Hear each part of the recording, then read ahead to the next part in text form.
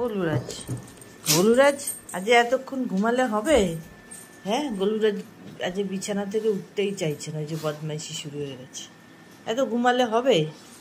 ও গোলু, ছাদে যাবি না? ছাদে যাবি তো? হ্যাঁ,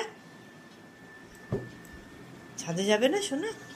চলো চলো চলো চলো চলো চলো, হ্যাঁ হ্যাঁ, চলো চলো চলো। এত ঘুম করলে হবে? মর্নিং হয়ে গেছে না? চলো। আজ গোলুরাজ ঘুমই ভাঙেনি, ঘুমও করে যাচ্ছে, মা ডেকে তুললো, তাই না? চলো।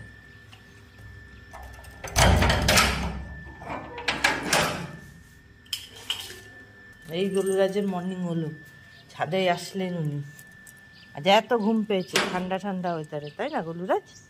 হ্যাঁ, এই তো যা একটু ফুল টুলগুলো দেখে নাও, কি ফুল টুল ফুটেছে দেখে নাও।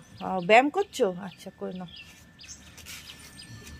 বাবা, ঠিক আছে, যত পারো গা নোংরা করো আর ব্যায়াম করো। হ্যাঁ হ্যাঁ, করে নাও।